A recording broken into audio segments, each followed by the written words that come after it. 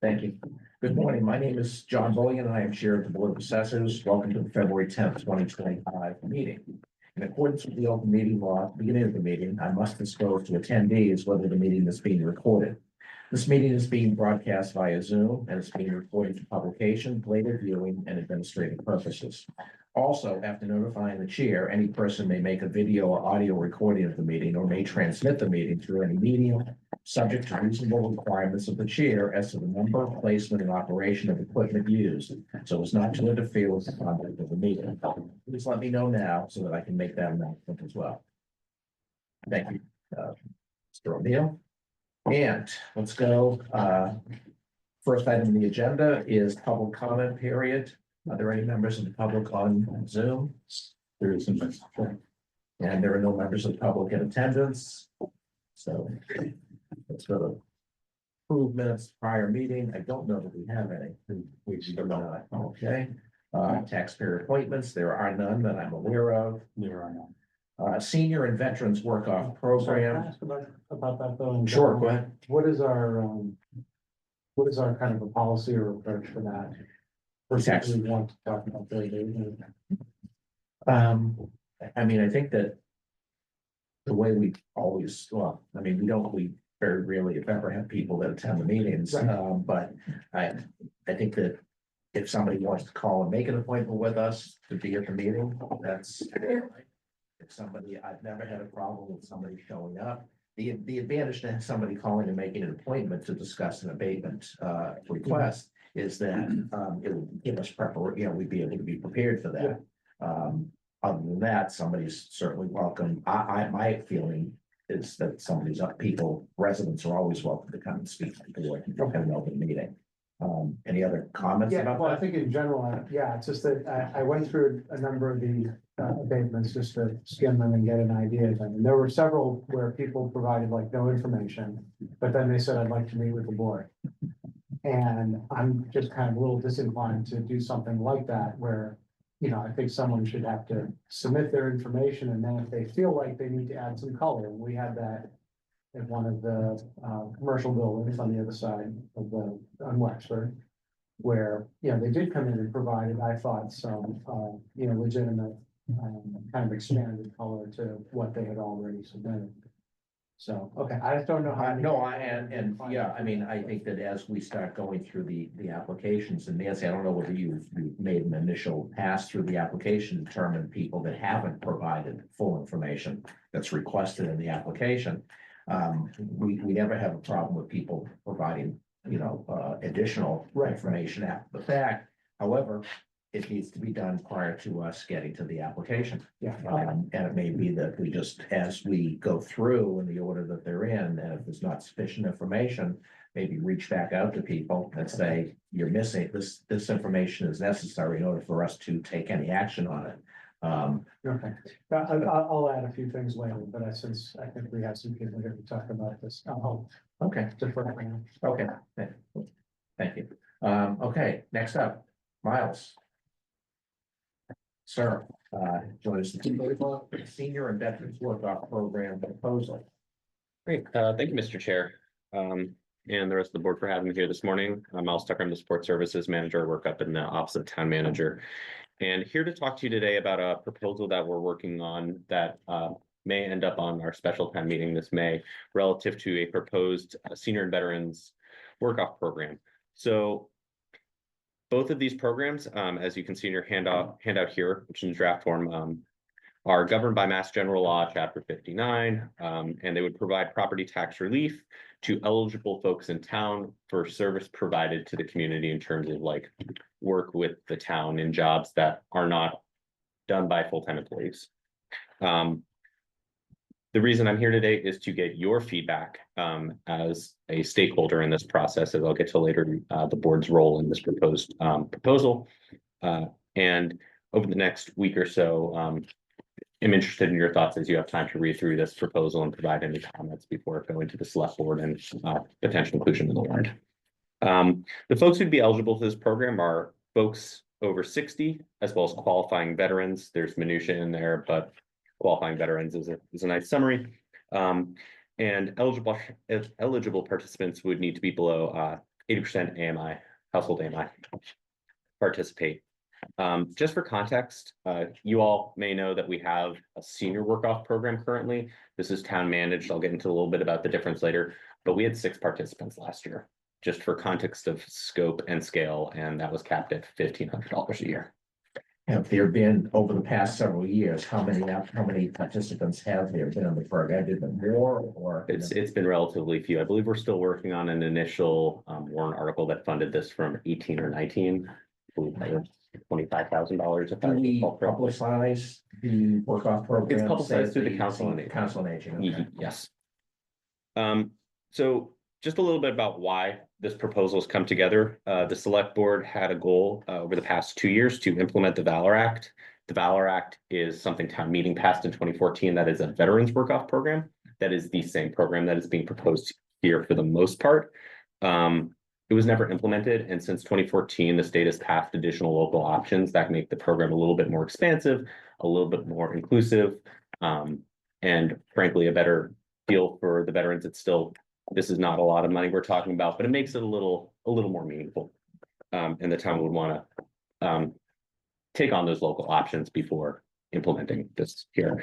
And we saw this as an opportunity to align with the current intent of the senior corps to provide property tax work-off options for seniors. As I mentioned earlier, that's currently funded by warrant articles, but there could be benefits gained operationally for the participants if we manage the administration of these programs together, since basically most of the criteria, 95% of it's the same, swap out folks over 60 and veteran, and they're basically the same program, which is a real opportunity for us to just make this a bit more efficient, have one way to communicate it, use one set of advertising, one set of management. It makes a lot of sense. There's no upper maximum number. It's that we don't have an upper limit on the amount of participants in the program. The law doesn't specify that, but the law also allows for broad local administration, and we could cap it if we wanted to. Okay. I wouldn't have an interest in capping it, but I just didn't know what the upper possible, limit of participation might be. So this is paid for by the overlay. Mass General Law says this is paid by overlay, which is why you're all involved. And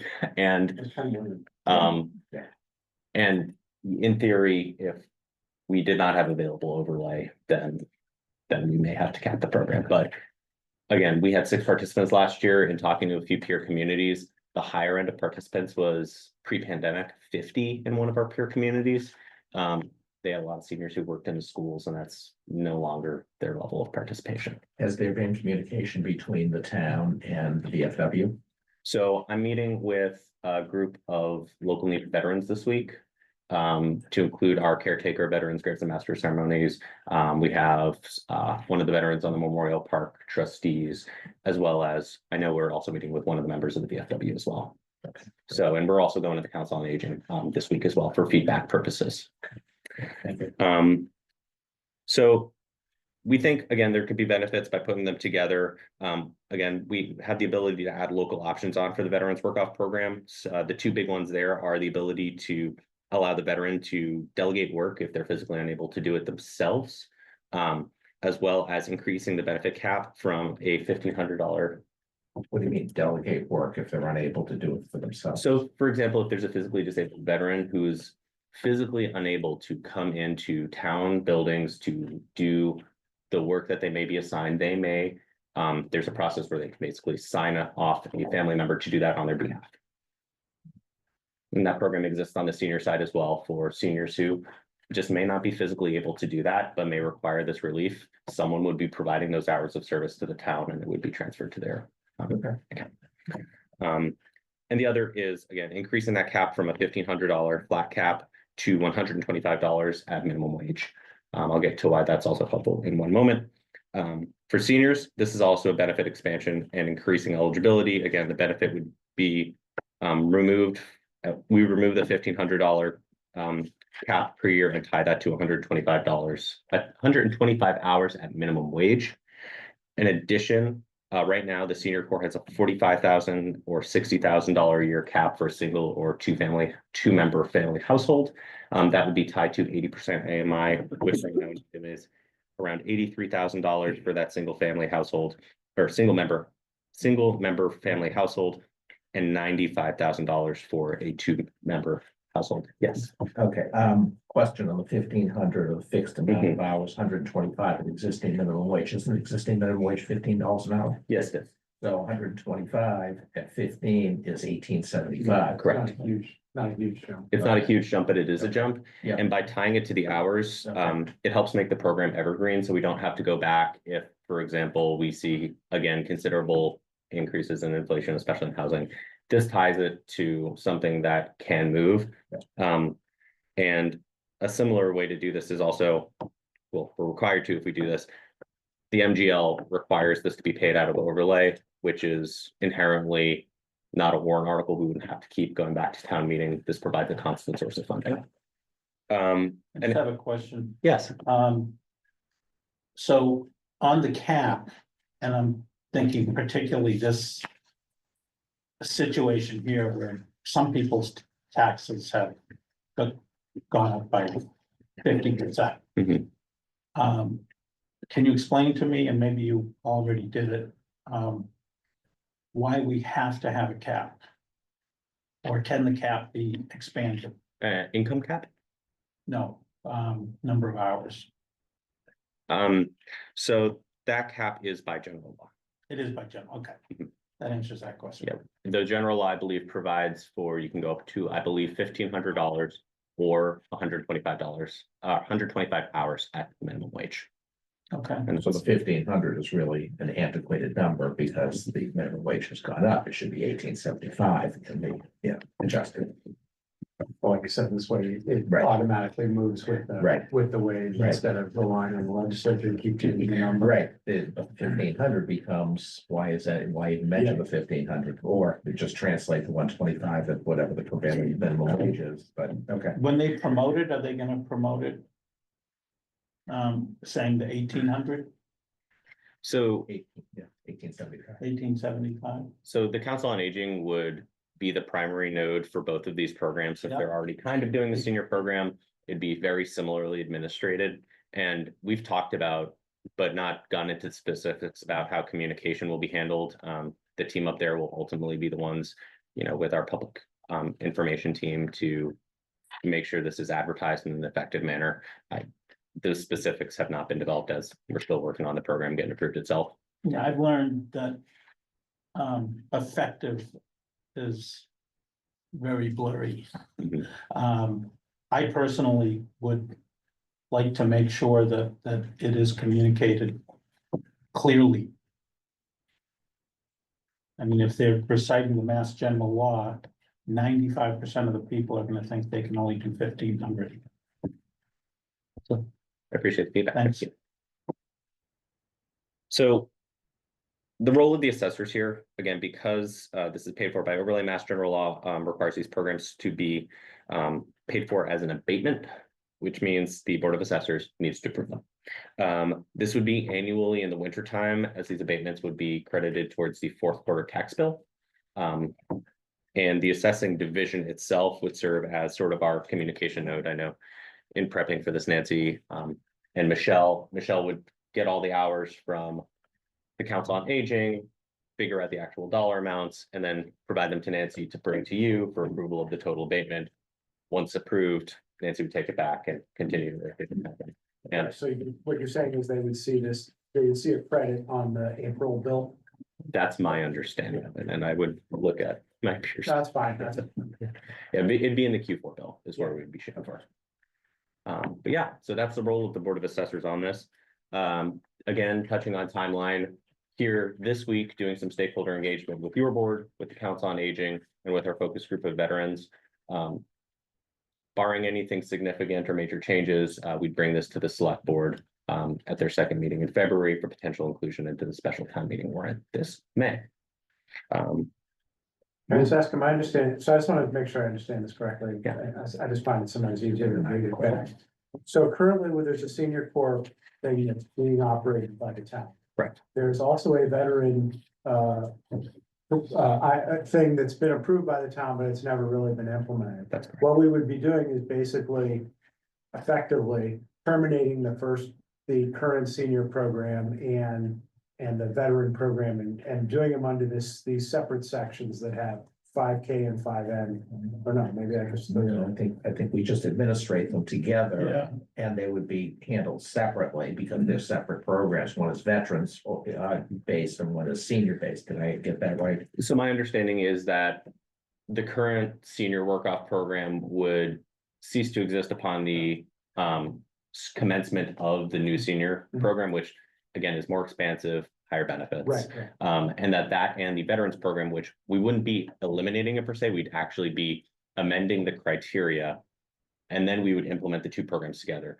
There's no functionally active veterans work-off program since it was never administered, but we wouldn't per se be removing the old one. We'd be just amending town meetings acceptance from 2014 by taking on some additional local options. Okay, and the Board of Assessors has no real role in any of the operations of this or deciding who qualifies. Our only role is basically to approve An abatement. and abatement. Based upon which- the information that's provided to us that the Yeah. person has completed the hours of service for the preceding calendar year. It would be November 1st to October 31st is what we're looking at right now to allow enough time for the supervisor to accurately sign off, to COA to vet the hours, and to let accounting do their thing relative to what.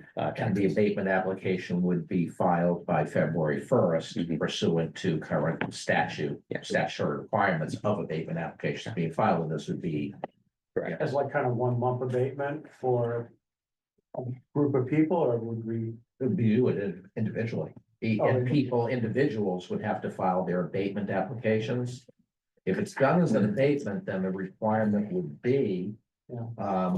They have to file, people have to sign the abatement application and file it by February 1st. I don't think it's an abatement application, they might be, too many people just call everything an abatement, but I don't think it's an abatement application. I think Miles called it abatement. Yes, because everybody says. That's how- The IGR Right. says. I Yeah, It says abatement. believe in the IGR. okay, and we really wouldn't be in a position to. Okay, well, then that does mean I mean, that if someone actually, actually which does the means work, there's no providing reason a lot of. whatever. I understand, I just want to make sure that if it's filed, if it's an abatement application that's incorporated into the Mass General Law. Then it's probably subject to the same abatement rules Yeah, of yeah. all abatements, so it has to be filed no later than Yeah. February 1st in most years. And if it's not filed, Yeah, that's, statutorily, we don't have any We discretion. need to get back to, because the fact is, Okay. filing the abatement application doesn't guarantee them the right to participate in the program. So, that, but it's after the fact, though. I mean, we would just be getting something that, in theory, that said. Either in individual ones or in 1 month thing that would say these people. Are certified to have done this. we need to get a clarification on Okay. that. There'll be because- some sort of a form that will be with an abatement application that says, hey, this is, and maybe there'll be a box on the abatement application. Nancy's thinking about that right now. And, Well, abatements are strictly for a change in value. Yeah, that's the. Exemptions are a change in tax dollars. Exactly. So well, there's we something- also there's something get funny in applications there. for exemptions. What's that? We also get applications for Sure. exemptions that Yeah. come through in the state. And that deadline's much later in the year. Yeah, Okay, that's what, okay. ultimately, I think this is really not our problem. I mean, Well, I agree. I just want to make sure that. Yeah, I feel like we were, initial conversations were, we're gonna get a itemized list from the accounting department. And that money is coming out of overlay. And so the assessing office controls overlay. Right. And so they just need verification that, okay, these are the set hours, this is the set dollar amount, and it's coming out of there. I wasn't aware of any other forms. Yeah. That were being filed by a certain date. Yeah, no, we, I think all of us, like what we're hearing with respect to the program. We're just, I think, getting into the weeds on understanding how the mechanics of the flow work. And I don't think I guess we don't have to do that today. Yeah. So that will all work itself out. So is this in a placeholder form on the May town meeting warrant? Or is this? a It's future not, town meeting? it's not yet, and the special town meeting warrant is scheduled to open on the 20th. And this is maybe in the special? Yes. Okay, This is not. for May, okay. Is it any nearby towns that have done this, or is it fairly new? A lot of towns are doing this with various degrees of success. Okay. Spoke with Lincoln, had a great conversation with folks in Lincoln as well as some back and forth with folks in Middleton. Who are doing these programs sort of in a joint administered way. It seems pretty feasible, and it seems like one of those programs where once it gets into the annual like battle rhythm, for lack of a better term, you can really start getting the word of mouth where hopefully we get some participation, because it's a good option that Mass General Law provides to seniors and veterans. And it's something that I know the select board would like to get on rolling out as an opportunity. Any other questions? No, we may have more questions after we review your information, but thank you. Yes, I appreciate it. Thanks for the patience with the last minute drop off of the forms. Feel free to email, I guess, Dave, if you want to be the point for consolidation, or me direct. With any comments that you may find within the week, and I'm happy to incorporate those. And we'll also get you an answer back on the abatement there, and I'll go through Dave. Okay, thanks, Mike. Thank you, Thanks, Mr. Mike. Chair.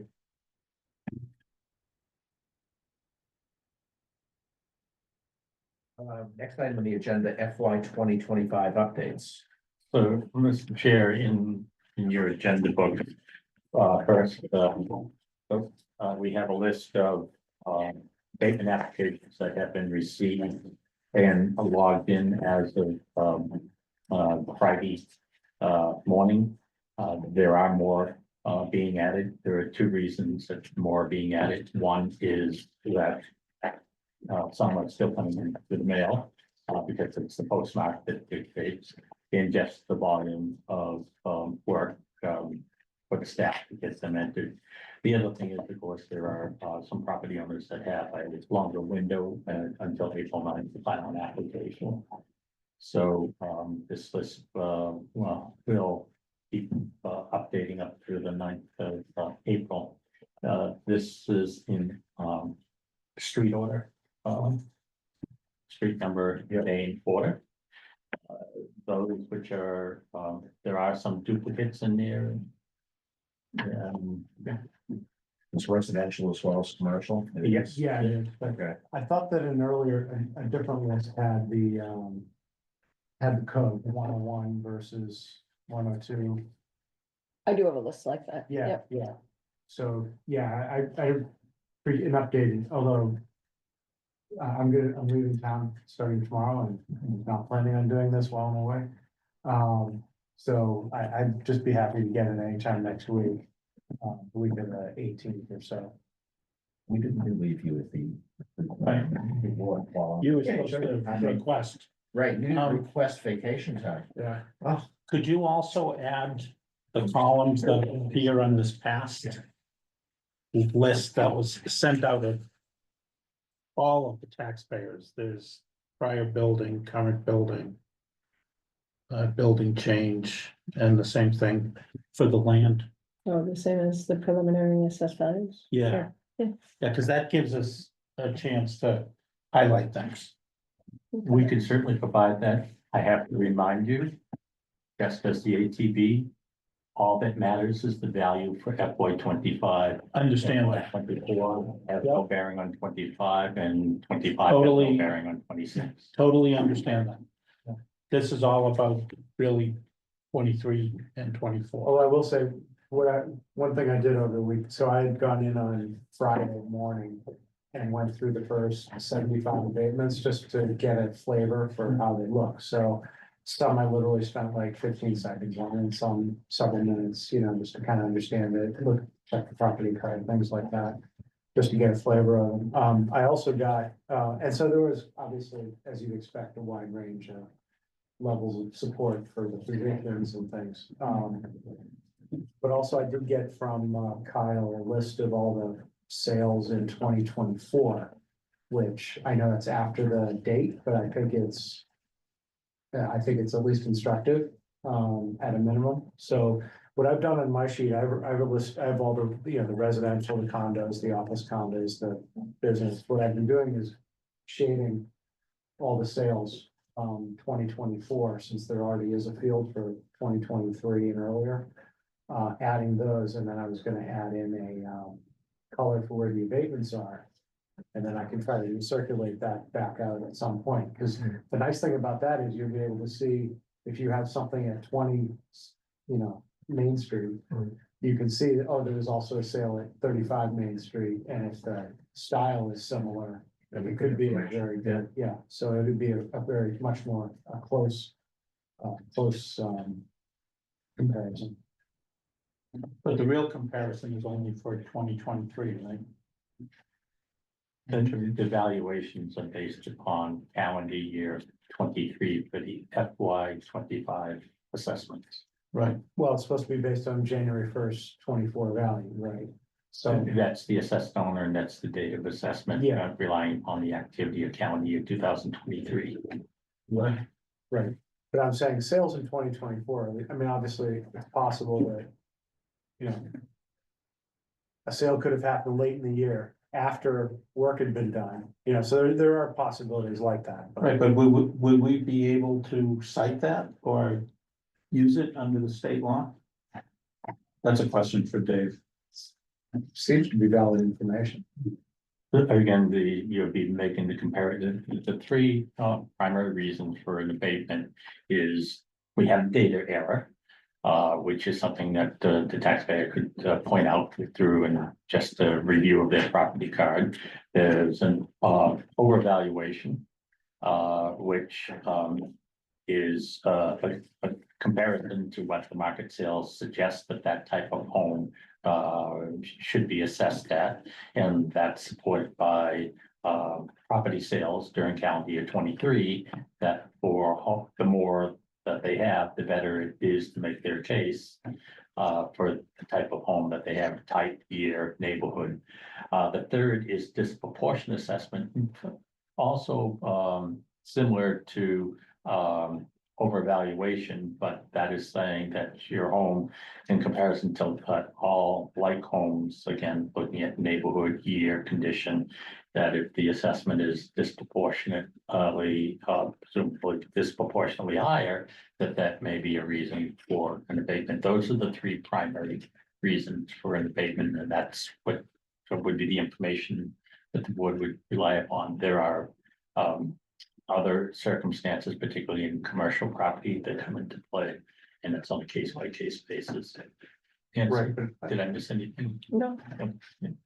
but I don't know that we can't look at information that occurs like soon after. I mean, if someone filed a statement or filed a statement of what they thought the value was of mortgage property a month later. I don't see how that's not at least relevant.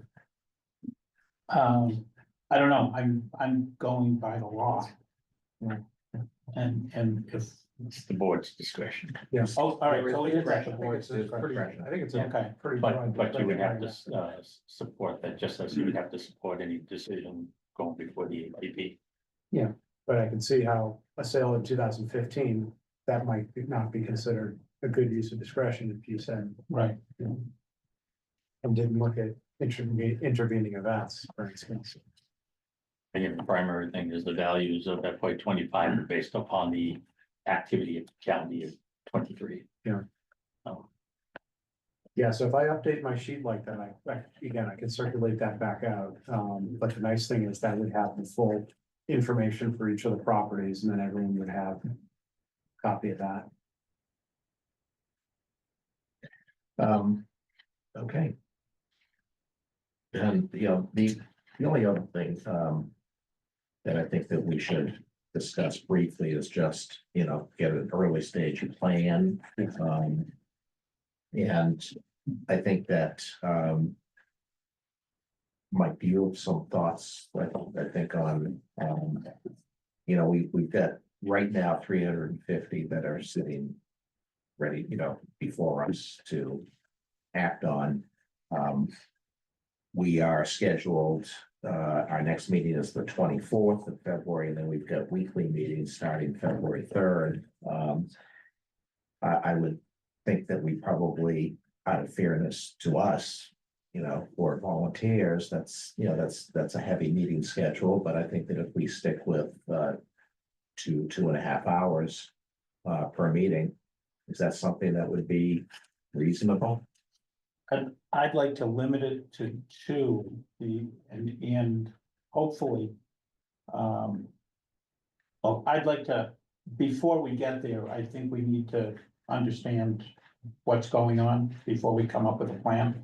Well, I think part of it, well, okay, expound. So, going through that preliminary list, I only know of one that was, that had filed for an abatement. And the building value was 180% over the, prior year. And now looking at, Yeah, but we're not discussing anything, any specific property in no, open we're session. not, Okay, so. but what I'm saying is, what I see here is there appears to be a mathematical error in the algorithm um, that Tyler used. But that's something that when we get to that abatement application, we will. We need to, I don't mean to cut you off, but I'm trying to find out, is there a pattern? Are there many mathematical errors? I don't want to handle it one-off, because then we're just going to go through everything and say, oh, there was a math error. Let's isolate the math error, if there is in fact one, and maybe we get rid of 50 right off the top, because we've isolated that there's a math error. And we take that first 50, because is there any law that says we have to do FIFO? No, we can take. So, If I may, the person. I find it very unlikely that there are math errors. is it possible? Everything's possible, but Right. fairly unlikely. The issue would be is data that we have something recorded for the property which is not there, or vice versa. There is something, an impediment to the property that was not in the file. Those are more likely a situation that would cause for property value to be unexpectedly different than in a prior year. And those are some of the things that the staff would review. Nancy, you feel comfortable just going over the general process used in the past by the staff on a big application? On abatement applications? Sure. Well, they were all done, they were reviewed by the person that actually created the values. So I really can't speak of what the steps were. I mean, I'm guessing that they were comparables or misinformation. So we'd go visit properties. In most cases, it was the assessor who would go visit, because he'd be the one relaying the condition of that property to the board. So that's mostly what was happening. Typical would be to have 60 or 70, right? Is that the number that I heard? Yes. Yeah, So typical for the last 8 years or so. Yeah, so a full-time person in the Yep. that chair could handle that, but Yes, between being short-staffed and having. yeah, so if there were six yeah, so as the market was being reviewed, there would be adjustments to the software Right. as far as what per square foot for housing and, so all the adjustments were made between the assessor and the team from Tyler. Adjusting, our background pricing ladder, right? All right, so let's assume that all the data is input correctly. Mhm. And again, I'm looking at comps against one subject house that they're supposed to be subject comps, but we're looking at, hold on here. A building value of 597. Then the next ones are 183, 168, 303, 156, 186. And why the difference? Well, I don't know if the in this case, the subject comps are sales from 23, right?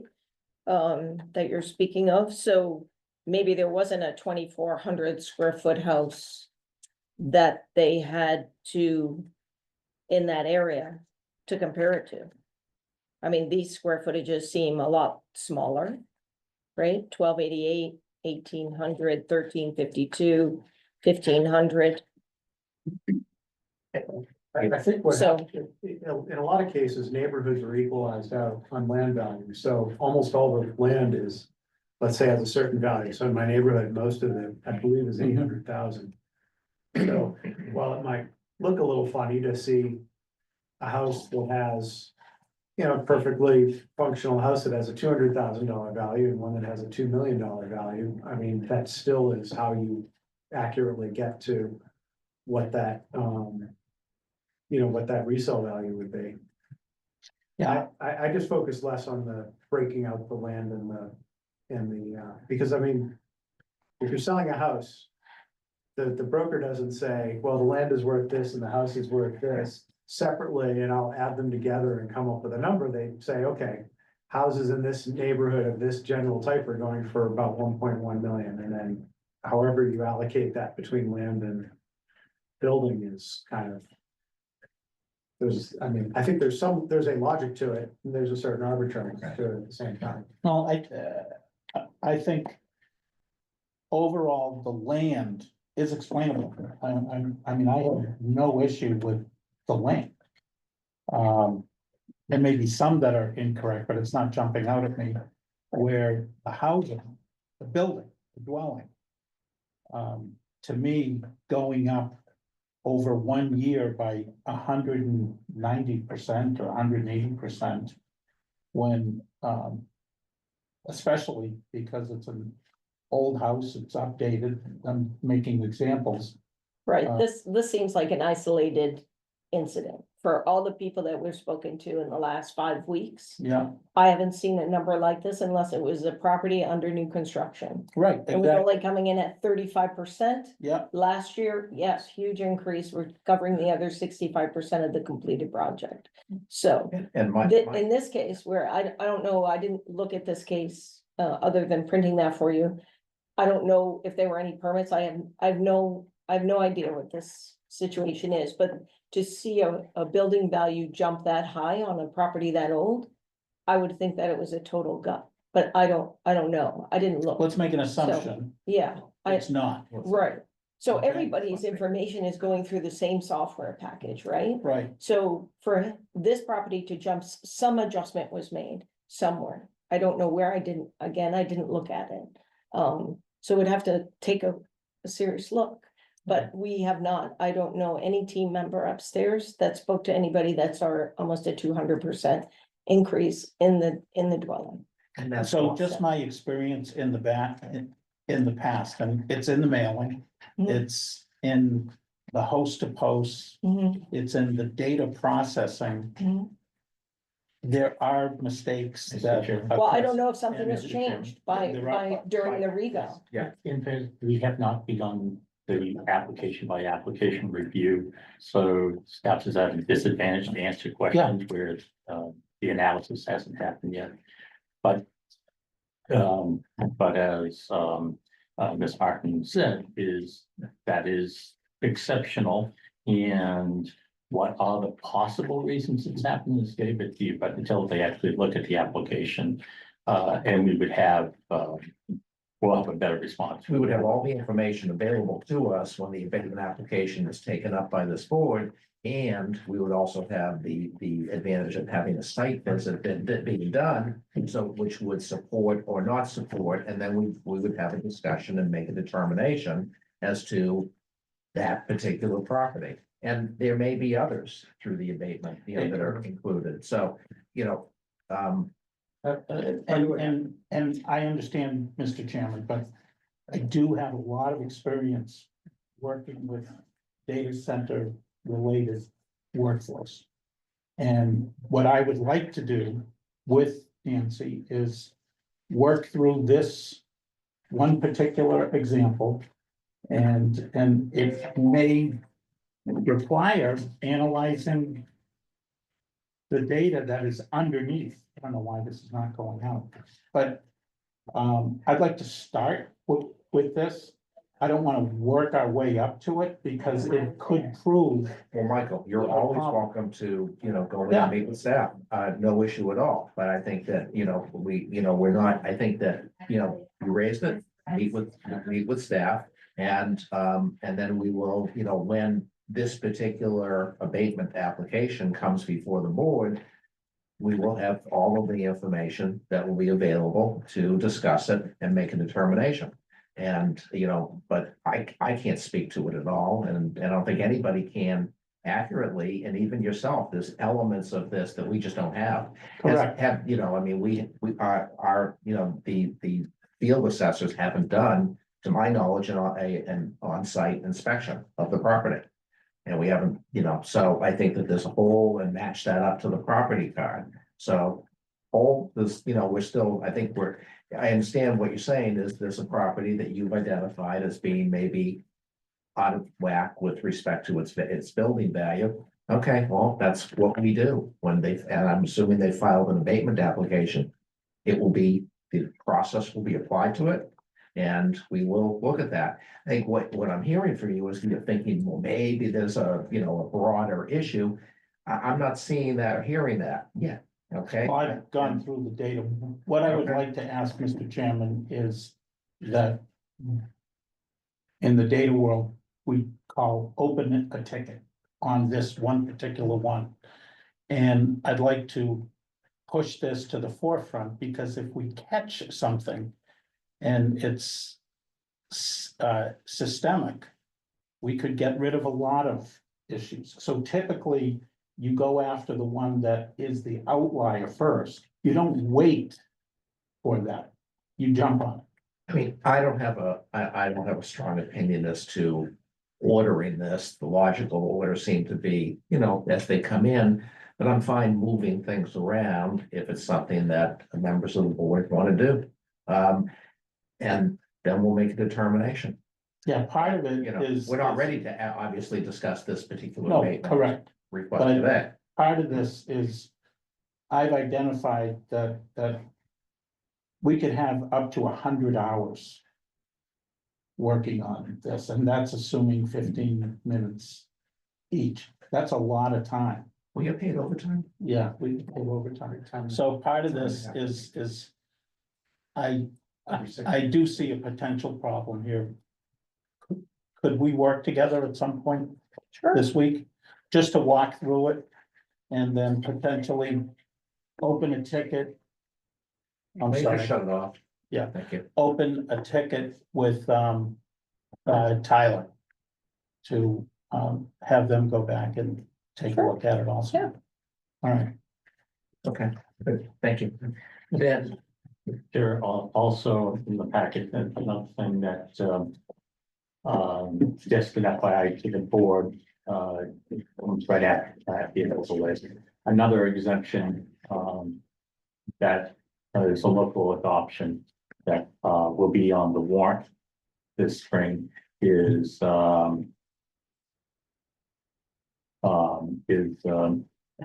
tax, is an allowance for affordable housing adjustments for housing that qualifies.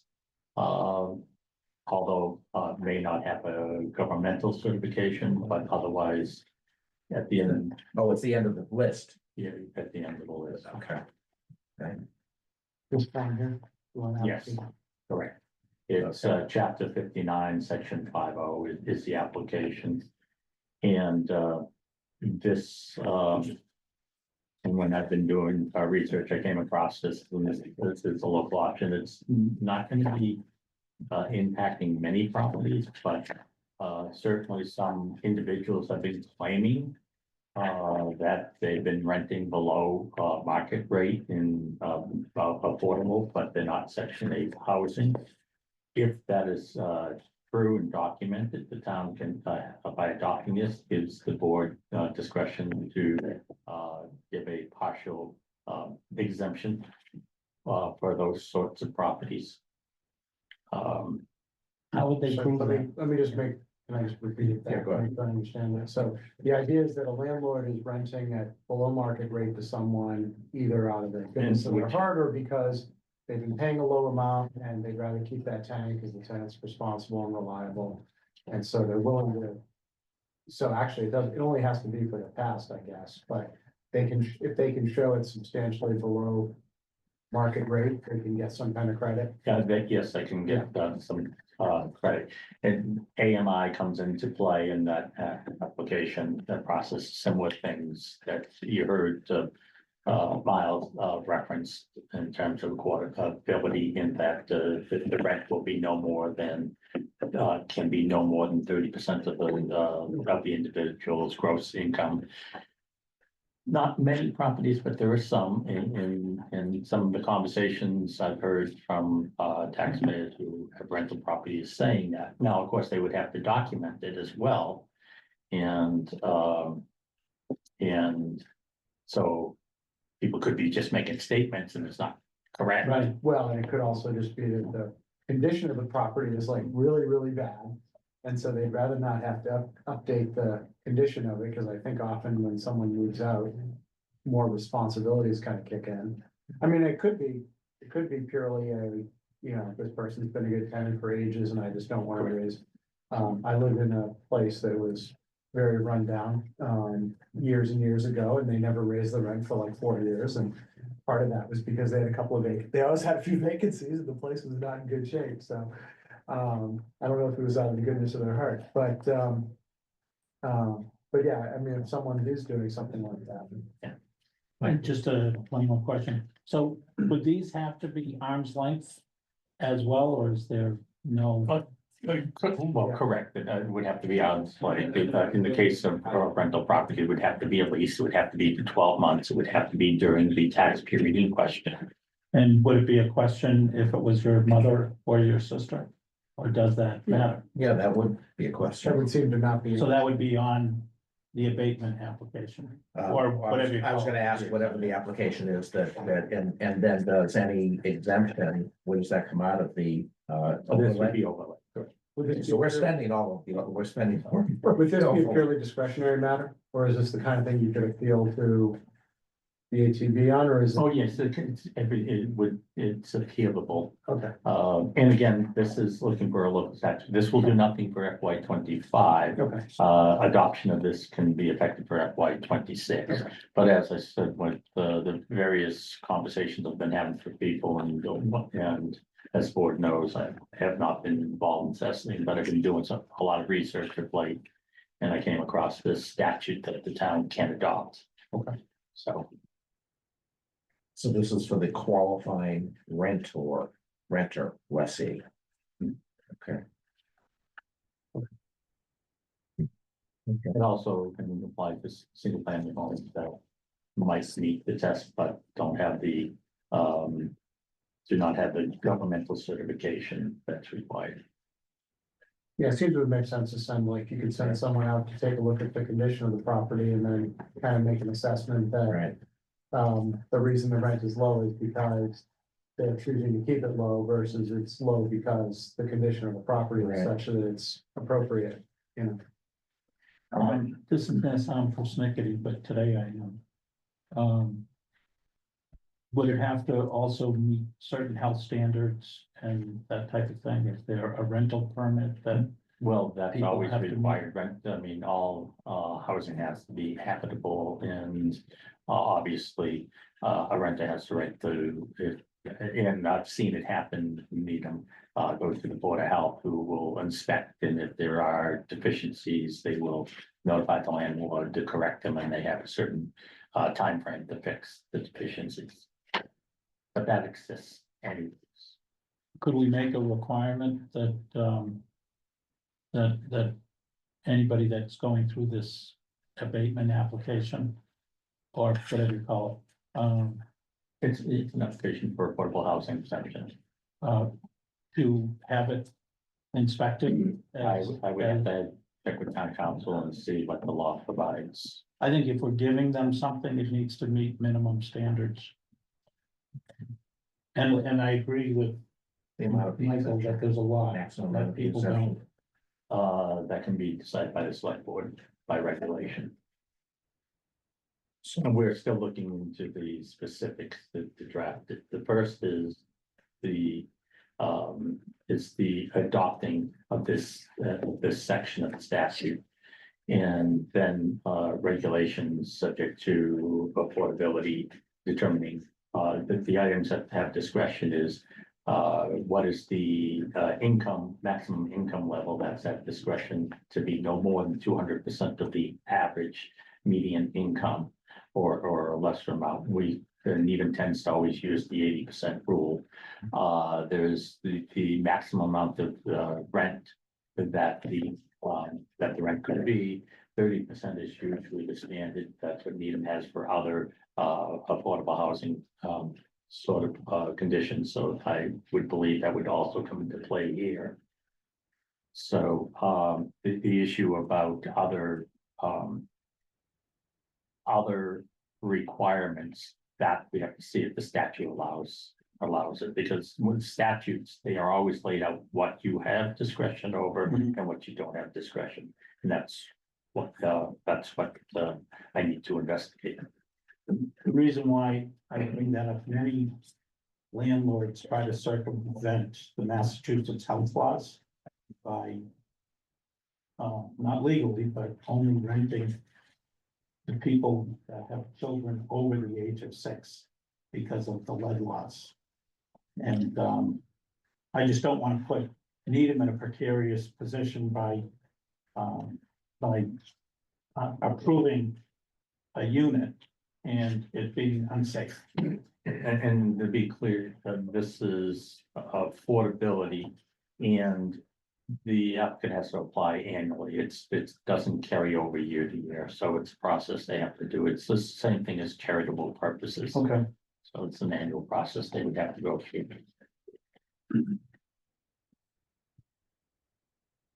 We go back to the process for how we're gonna get through these. Sure. So again, I looked over, like I said, about 75, which represents 20-ish of what we expect to happen.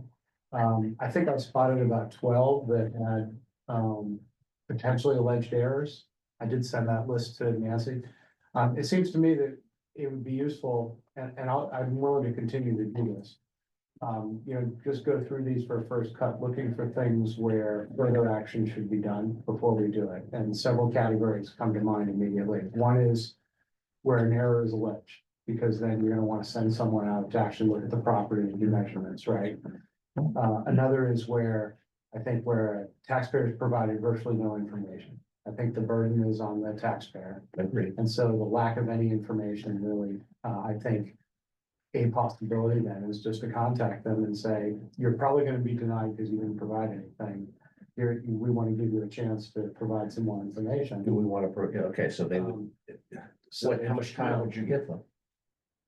The application, it speaks for itself. I mean, I said to people, you can file, but you need to get supplemental, if you want to add supplemental information, you have to do it as soon as Right. possible. I mean, I would say that.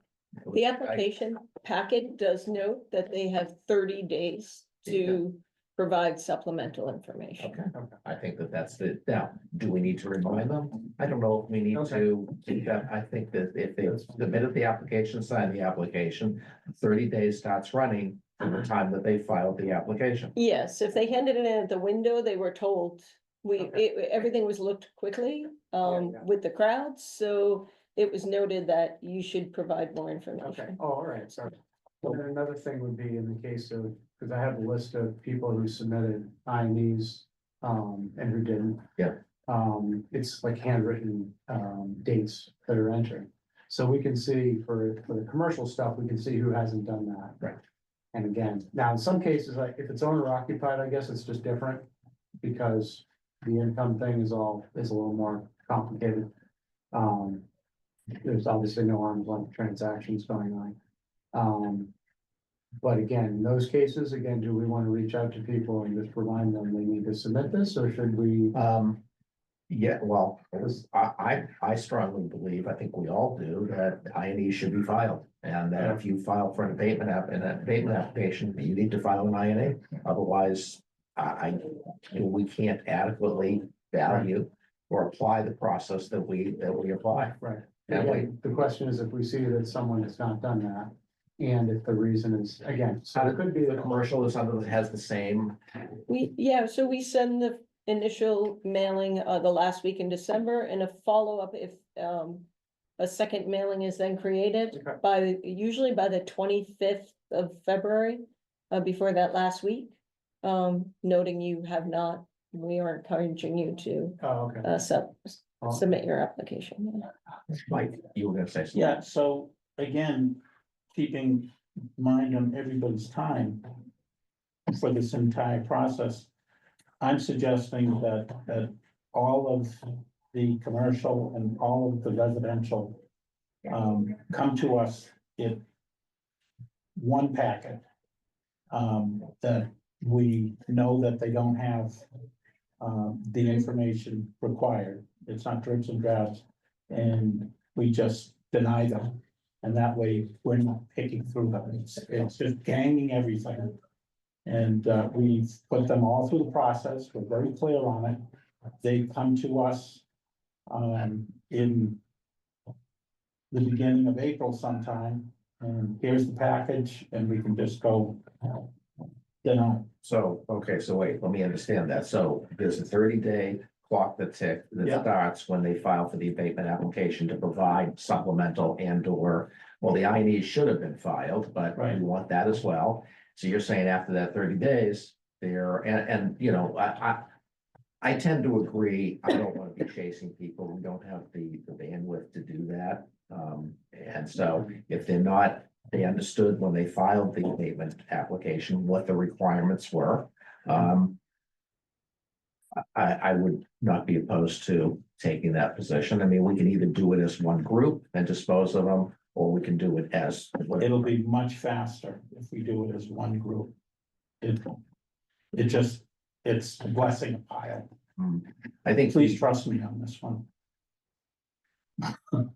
Like, Well, I mean, I'm just, you know, I mean, I obviously, if we have a agree. group- if we have a group that are in a similar position, Right. obviously. Right, if Still we have a group requires- that's in a similar Still position, requires some level right, Yeah. of. looking at it. right, because it may be that, you know, if you're saying that people haven't filled out, the residential haven't filled out the abatement application completely. What part of it haven't they filled out? Commercial. Generally, you know, they're dealt with in a different way. They should get their INEs in. I guess I'd want to see what the numbers are on it. I don't have a problem with that. That will move us through this process Yeah, more quickly. Yeah, in my opinion, we should receive completed packets. Packets that are ready to be decided on, not packets that are missing stuff. complete. That would be, We should, right, and they've got 30 days from the time they file to make sure it's complete. I do. do we even need board approval if it doesn't meet the minimum requirement? Can't the department just? We should look at everyone. Yeah. We're the ones that people elected. I think we're the ones Okay, I that agree. should. And again, what you're suggesting is we may have out of the 350 currently filed, it could be 50. It could be 50, and Yeah. if we're in that mode, it'll go much faster. Okay. And then it makes sense to me to group some of the others too. Yeah, Because absolutely. We already have seen, for instance, there's one office condo that's got 8 or so. Yeah. But it may make sense to Okay. group together, like have a day where we just get the condos. Dave, For instance. Just remind the clock that's ticking the 90-day window deemed denied, and that's the one disadvantage if you're pulling applications out of that have been filed closer to the deadline, is that there are people who filed properly, the clock started ticking when they filed. So in 90 days, their application is, even without the board looking at, is deemed denied. I'm not following that. Good point. It's state law that the board has 90 days to act or not act.